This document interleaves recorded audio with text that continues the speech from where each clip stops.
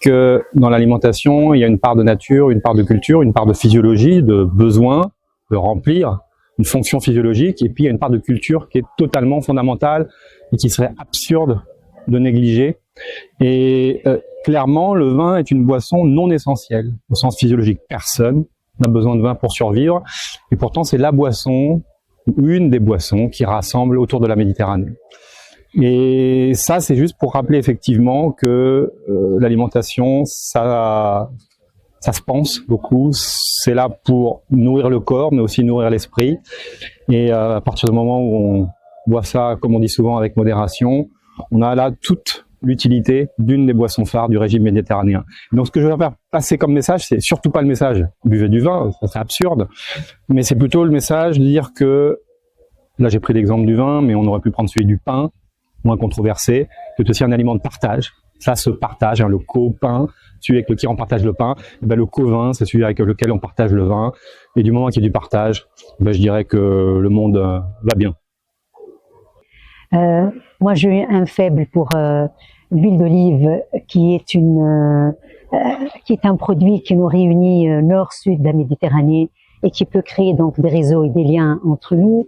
Moi, j'avais proposé un pacte d'alimentation durable en Méditerranée qui réunit les chercheurs, l'innovation technologique, les politiciens, les organismes internationaux, le CIAM, l'Union pour la Méditerranée, le GIDE, pour vraiment continuer donc à travailler sur l'alimentation durable en Méditerranée. Donc on travaille tous dans la complémentarité, dans la joie, dans la fraternité, et ces valeurs de la Méditerranée resteront pour toujours les meilleures.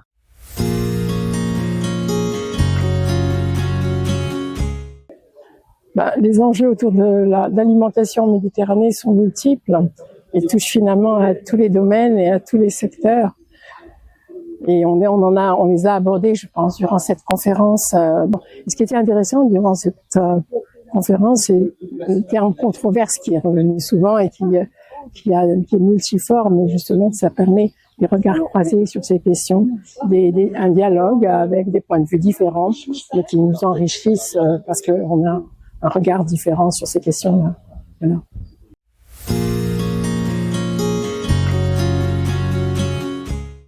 Alors, moi, je vois de plus en plus dans l'agriculture, il y a une exode rurale, c'est clair, c'est la réalité.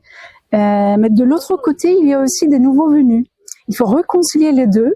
Il faut construire l'avenir. Il ne faut pas attendre. Il faut réconcilier les deux mondes qui sont un petit peu en conflit.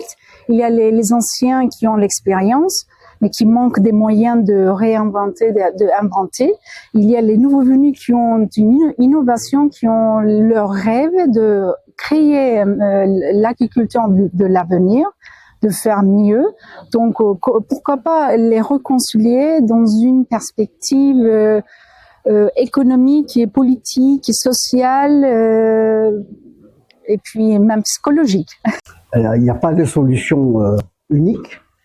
Toutes les solutions qui peuvent être mobilisées doivent tenir compte des contextes territoriaux, un certain nombre de territoires, des contextes qui relient les différentes formes d'agriculture, que ce soit les formes familiales ou les formes entrepreneuriales, les formes industrielles d'agriculture, comment ces deux systèmes et puis comment pas freiner, mais réviser les paradigmes des politiques agricoles, que ces politiques ne soient plus fondées sur cette exploitation extractiviste des ressources, mais sur un usage plus économe. Et deuxièmement, que les agricultures, que les politiques agricoles sont mieux orientées sur les marchés locaux, sur les marchés territoriaux, sur les marchés nationaux, et non plus servent à produire pour exporter. Il est tout à fait paradoxal que des pays comme le Maroc qui manquent d'eau, ou comme la Tunisie, puissent continuer à exporter de l'eau virtuelle à travers leurs tomates, leurs agrumes, leurs huile d'olive, etc. Parce que beaucoup en Tunisie utilisent maintenant l'eau d'irrigation pour les plantations d'oliviers. Donc, ce modèle agro-exploitateur qui est pratiquement promu par les politiques officielles doit être révisé et recentrer la politique sur les besoins à la fois locaux, mais aussi sur les ressources et les contraintes qui pèsent sur ces ressources.